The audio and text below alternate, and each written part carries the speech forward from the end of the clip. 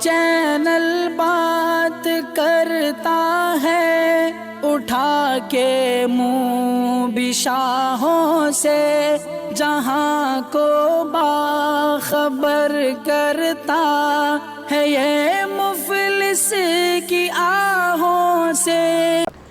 ناظرین گرامی السلام علیکم ورحمۃ اللہ وبرکاتہ۔ سیدھی بات کے تازہ ترین آج کی بات خاص بات میں آپ لوگوں کا استقبال ہے۔ ناظرین گرامی، میں انصار عزیز ندوی اس وقت آپ لوگوں کے سامنے دن بھر سے آئی ہوئی کچھ اہم ترین خبروں کی تفصیلات لے کر کے حاضر ہوا ہوں اختصار کے ساتھ۔ تفصیلات میں جانے سے پہلے میں آپ لوگوں کو اطلاع کر دوں کہ آج کے دونوں پرائم ٹائم شائع ہو چکے ہیں، جس میں اہم ترین خبروں پر تبصرہ ہوا ہے۔ جن احباب نے نہیں دیکھا جائیں دیکھیں، دوسروں تک پھیلانے کی کوشش کریں، لنک کو شیئر کریں۔ ادارے کی مضبوطی ناظرین گرامی میں آپ لوگوں کی مضبوطی ہے، اور آپ جانتے ہیں کہ اس وقت جو ہے ہمارا کام کہاں پر چل رہا ہے اور کیا کچھ ہو رہا ہے۔ تصاویر کے حوالے سے ہم تفصیلات آپ لوگوں کے سامنے لگاتار رکھتے جا رہے ہیں، ان کی تفصیلات بھی نیچے دی جا رہی ہیں، لہٰذا جن احباب نے ابھی تک حصہ نہیں لیا وہ ضرور اس میں حصہ لیں۔ آئیے ناظرین گرامی خبر کی جانب بڑھتے ہیں۔ نئی دہلی ہائی کورٹ نے دہلی فسادات سے متعلق سازش معاملے کے ملزم عمر خالد کی عرضی پر جمعہ کے روز سماعت کرتے ہوئے شہریت ترمیمی قانون CAA مخالف تحریک کے دوران دی گئی ان کی تقریر کو ناخوشگوار اور اشتعال انگیز قرار دیا۔ جسٹس سدھارتھ مرڈول اور رجنیش بھٹناگر کی ڈویژن بینچ نے عمر خالد کی 17 مارچ 2020 کی تقریر کے خاص جملے کا نوٹس لیتے ہوئے کہا کہ اظہار کی آزادی کے نام پر ایسی تقریر کرنا دنیا کے کسی کونے میں قابل قبول نہیں ہوگا۔ دہلی پولیس نے ستمبر 2020 میں عمر خالد کو گرفتار کر کے اس پر غیر قانونی سرگرمیوں کی روک تھام کے قانون UAPA کے تحت دفعات لگائی تھی۔ پولیس نے الزام لگایا کہ دہلی فسادات پہلے سے منصوبہ بند گہری سازش کا حصہ تھے جو عمر خالد اور دیگر نے رچی تھی۔ ناظرین گرامی، ادھر سپریم کورٹ کی جانب سے سزائے موت کے حوالے سے ملک بھر کی عدالتوں کے لیے رہنما ہدایت جاری کی جائیں گی۔ عدالت عظمیٰ نے اس سنگین معاملے پر از خود نوٹس لیا ہے۔ جسٹس یو لتیش، جسٹس یس رویندر بھٹ اور جسٹس PS نرسمہا کی بینچ نے موت کی سزا پانے والے قیدی کی عرضی پر سماعت کرتے ہوئے اقدام اٹھانے کا فیصلہ کیا۔ NDTV کی ایک رپورٹ کی مطابق عدالت عرفان عرف بھیو میواتی کی اس عرضی پر سماعت کری جس میں اس نے اسے سنائی گئی موت کی سزا کو چیلنج کیا۔ عرفان کے لیے ٹرائل کورٹ نے سزائے موت کا اعلان کیا۔ مدھیہ پردیش حکومت نے اس کی تصدیق بھی کر دی ہے۔ ناظرین، دہلی کے جہانگیر پوری علاقے میں اب بھی کشیدگی برقرار ہے۔ کثیر تعداد میں پولیس اور پیراملٹری فورس کی موجودگی نے لوگوں کا ادھر ادھر جانا بھی مشکل کر دیا ہے۔ گزشتہ ایک ہفتے سے علاقے کے لوگ خوف کے عالم میں ہیں اور آس پاس کی دکانیں بھی نہیں کھل پا رہی۔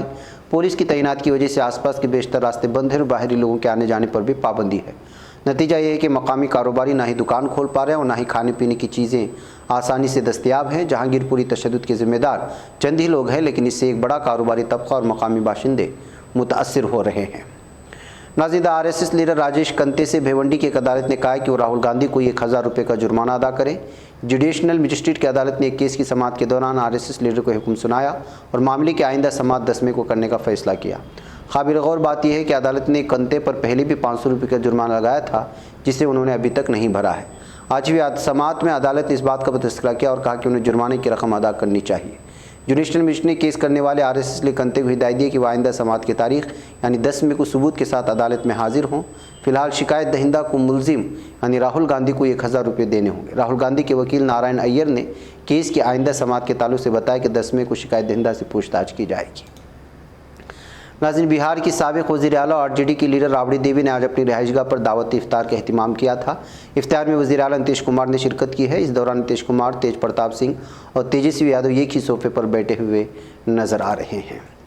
ناظرین، ادھر چارہ گھوٹالے کے ڈورنڈا ٹریزری سے غیر قانونی نکاسی معاملے میں سزا کاٹے راشٹریہ جنتا دل کے قومی صدر لالو پرساد یادو کو بڑی راحت ملی ہے۔ جھارکھنڈ ہائی کورٹ نے لالو یادو کو 10 لاکھ کے نجی مچلکے پر ضمانت دے دی ہے۔ لالو پرساد کی طرف سے ڈورنڈا ٹریزری میں CBI کی خصوصی عدالت کے فیصلے کو چیلنج دینے کے ساتھ ہی ہائی کورٹ میں ضمانت عرضی داخل کی گئی تھی۔ ناظرین، ادھر دہلی کی جہانگیر پوری میں فرقہ وارانہ تشدد کے بعد سیاست تیز ہو گئی۔ وہاں ایک کے بعد ایک سیاسی پارٹی کے رہنماؤں کی جانے کا سلسلہ جاری ہے۔ پہلے بائیں محاذ کا وفد وہاں گیا تھا، کل کانگریس کا وفد وہاں پہنچا، جبکہ اس سے قبل آل انڈیا مجلس اتحاد المسلمین کے صدر اسدالدین اویسی نے وہاں کا دورہ کیا تھا۔ آج ترنمول کانگریس کی فیکٹ فائنڈنگ ٹیم نے وہاں کا دورہ کیا۔ اس سے قبل وشو ہندو پریشد کے رہنماؤں نے وہاں جانے کی کوشش کی لیکن ان کو پولیس نے روک دیا۔ پولیس نے ابھی تک کسی بھی سیاسی پارٹی کے رہنما کو متاثرین سے ملنے نہیں دیا ہے۔ ناظرین، غریب فیملی سے تعلق رکھنے والے BHU طالب علم شیو ترویدی کی موت کی خبر جب سے اس کے گھر والوں کو ملی ہے سبھی غم میں ڈوبے ہیں۔ شیو ترویدی کو 2 سال پہلے وارانسی کی پولیس نے حراست میں لیا تھا، اس کے بعد سے کسی نے اسے نہیں دیکھا۔ اب جبکہ 2 سال گزر چکے ہیں تو پولیس کا ماننا ہے کہ اس کی تالاب میں ڈوب کر موت ہو گئی۔ اس سلسلے میں خبر سامنے آنے کے بعد کانگریس جنرل سیکریٹری پرینکا گاندھی نے متاثرہ کنبے کے تئیں ہمدردی کا اظہار کیا، ساتھ ہی انہوں نے ریاستی پولیس کی بے حسی اور غیر ذمہ داری کو تنقید کا نشانہ بھی بنایا ہے۔ ناظرین گرامی، جنگ صرف توپوں اور میزائلوں سے نہیں لڑی جا رہی بلکہ جنگ سوشل میڈیا پر بھی لڑی جا رہی ہے۔ یوکرین سوشل میڈیا کا اپنے حساب سے استعمال کر رہا ہے اور روس اپنے حساب سے، لیکن جس طرح روس نے گوگل پر جرمانہ عائد کیا ہے اس سے اندازہ لگایا جا سکتا ہے کہ یوکرین سوشل میڈیا میں کافی حد تک روس کو پریشان کرنے میں کامیاب رہا ہے۔ ماسکو کی ایک عدالت نے یوکرین میں جاری روسی حفاظتی اہلکاروں کی خصوصی فوجی مہم کے بارے میں یوٹیوب پر جھوٹے اور غلط مواد پیش کرنے والی ویڈیوز پر دنیا کے سب سے بڑے سرچ انجن گوگل پر 40 لاکھ روبل یعنی کہ $49,900 کا جرمانہ عائد کیا ہے۔ اس کے ساتھ ہی روس میں دہشت گردانہ حملوں اور توڑ پھوڑ کے لیے اکسانے والی ویڈیوز کے لیے 70 لاکھ روبل یعنی کہ $87,700 کا جرمانہ لگایا گیا ہے۔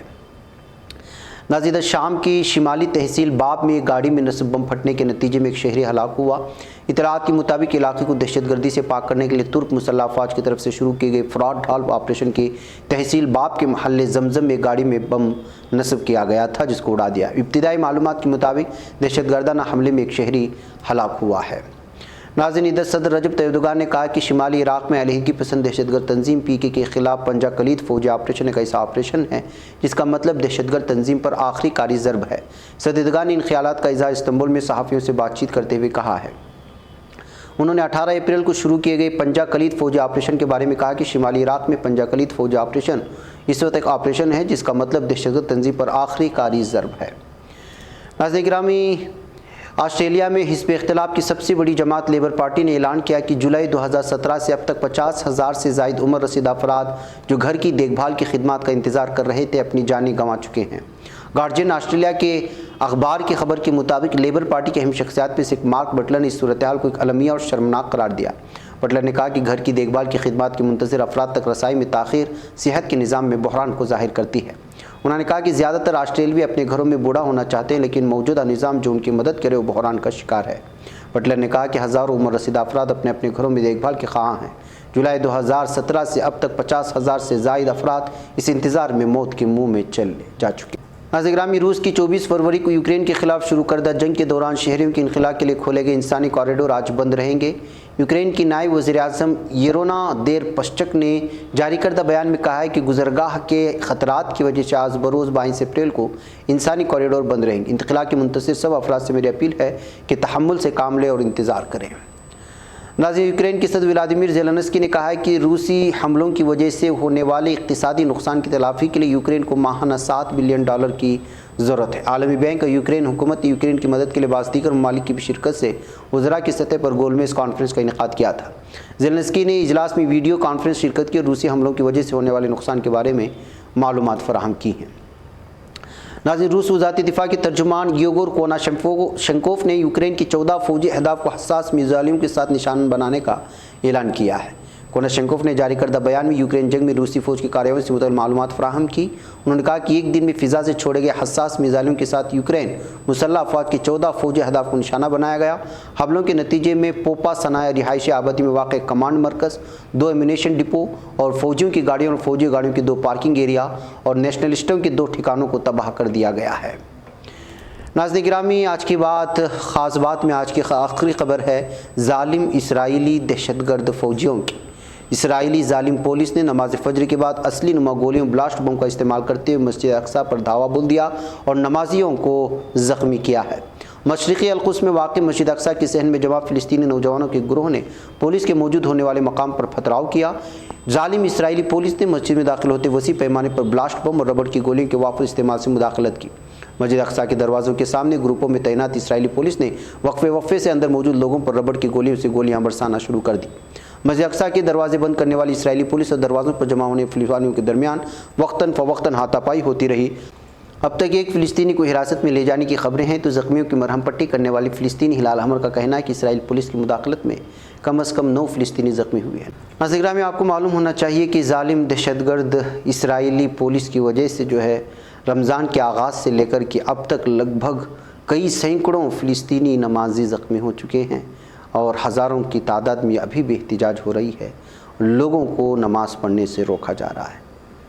محترم ناظرین گرامی، آج کی بات خاص بات میں بس اتنا، انشاءاللہ مجھے اجازت۔ السلام علیکم ورحمۃ اللہ وبرکاتہ۔ یہ چینل حق نگر بن کر کچل دیتا ہے فتنوں کو، اگر گندی ہو پالیسی تو مرتے دیکھ کتنوں کو، اسی بازار میں بکتے ہوئے دیکھا ہے سپنوں کو، سبھی یکساں ہے یہ پیغام دو غیروں کو اپنوں کو، وطن اہل وطن کا ہے گلے بے خار